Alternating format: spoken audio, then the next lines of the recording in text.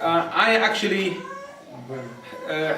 thought about it when I was doing my Umrah. It's really good because there was a lot of ugly scenes happening. People are sometimes not aware of what they're doing. You get somebody wearing their ihram clothes like that, dark. They sit on top of the stairs, you know, spreading their legs, and they don't know what people are seeing because they have nothing underneath. Yeah.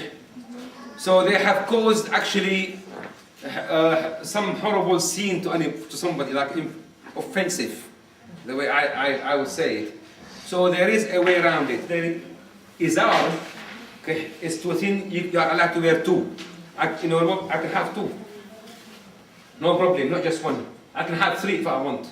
There's no problem. We're not saying that you can have more than two. You can have 3, 4, whatever you want. So I have asked a few people, some sheikhs from the Shafi'i madhab, some sheikhs from the Hanafi madhab, okay, about is there any harm if somebody got a piece of cloth to wrap it around his awra, his private part? And the answer said was no harm at all. There's nothing to say you can't have it, provided it is not an underpants, provided it's not actually sewn to your shape. So there is, you get from your bed sheet, get a bed sheet, destroy it, okay, cut it into a triangle, an equal triangle. The side of the triangle should be to around your waist plus an arm, weights, okay? That's to allow for securing it. So what you do with that, okay, you wear it under your izar. I'm not going to give a full demonstration because, you know, that's an option, as I'm saying, okay? You can, what you do, you take it round, okay? There it is. I'm not going to do a knot, because I always said knots are not, some ulama say you can do, there's no harm in it, but some scholars they prefer like if you don't do any knots. Okay. So instead of doing a knot, you could do it like that and then roll it again. Once you roll it, it's actually secured. Okay? And then you get that third piece that in here. You take it up and you roll it, then you covered your awra. Okay? Or if you want, you can do a face aid thing that you do. You take it over once, over again, okay, and you go like that. That's it. No, that's not going to come off. Yeah. And it's not a knot either. Okay. Again, you bring that third piece, that triangle, and you know. You got the idea, okay? And you talk it. If you want to be extra clever, oops, from here, you could make 2 holes in there, so that when you take it up, you take it through the holes if you want. Okay? So that's just an extra piece to cover your awra. One more, something extra. If I'm going, for example, to Medina from here, okay, then I don't have to worry about this. Because I'm going straight to Medina, I don't need to do ihram between here and Medina. In Medina, I could go to my shower. If I'm going from Medina to Mecca, I could do my ihram, prepare myself in Medina, and then I go from there. But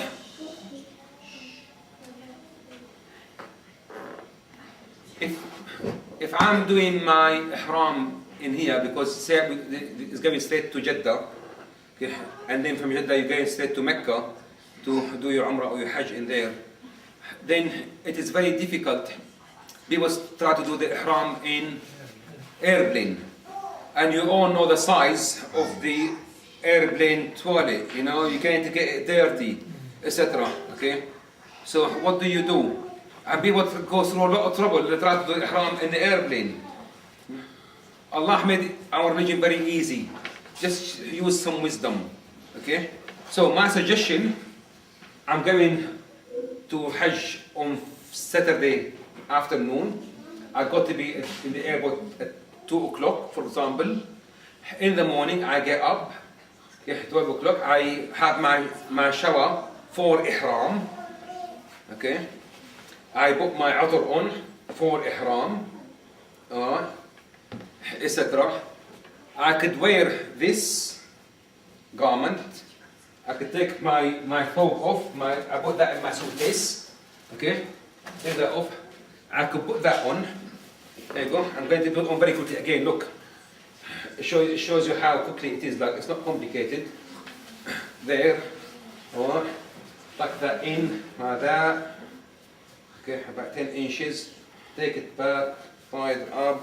There. If you miss that, then it's too bad. There you go. It's there. Put that on. I put that on earlier. And I throw that over.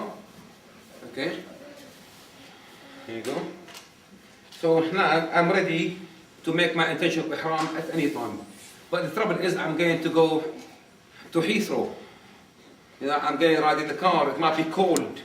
You know, it might be raining. I'm going to go through the customs, etc., etc., you know. So there's one extra piece you can have. It's not an ihram clothes because up to now I'm not in ihram status. I can wear my ordinary shoes, you know, I could wear my anything I want. So you can have either a coat, or if you have one of these. You see how the Arabs, everything they do is useful. So you can put that on top of your ihram garment. There you go, and you can walk to the airport. You are nice and warm. You're covered. Do what you want. In the airplane, you go in. When in the airplane announce that we're going near the miqat, then I take that off. Okay, that's all I got to do. Take that off. Put it in my hand, in my bag. Fold it. I could take my shoes off. Okay, put them in my hand luggage. Okay, put my sandal on. Take my socks off. So that's all I got to do. When they announce it, now I'm in miqat, then I start doing labbaik Allahumma hajjan, labbaik Allahumma umrah, whatever I want to do. Okay, you know, we'll go to that inshallah. So as simple as that. If you haven't got one of them, okay, then you just put a coat on top of this if you like. If you haven't got that, you can either just put that on, okay, and put your ordinary shirt on. Until the airplane, and then you can take it off. So you can make your life easy, inshallah. That's it. Any question?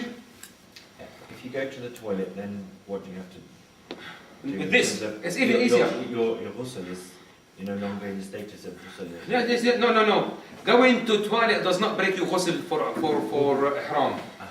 Yeah, it does not break your because. As I say, like ihram for the hajj is different to having wudu. Yeah. Okay. So your ghusl is for because you have intention to go on ihram. So have you got to just to wudu again?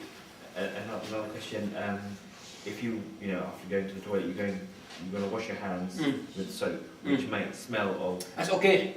Whatever smell you have on before you make the intention of ihram is no problem because you put your attar on. Don't forget. Okay. Even in the airplane, I'm wearing this. I take it off. As long as I have not reached the miqat, I could still put attar on my hand. Okay. So because I have not made my intention of the ihram yet. Okay. The ihram actually is not what you're wearing. The ihram is a status that you go in. Yeah. But also, you say that after the miqat, then if you go to the toilet, then can you use? No.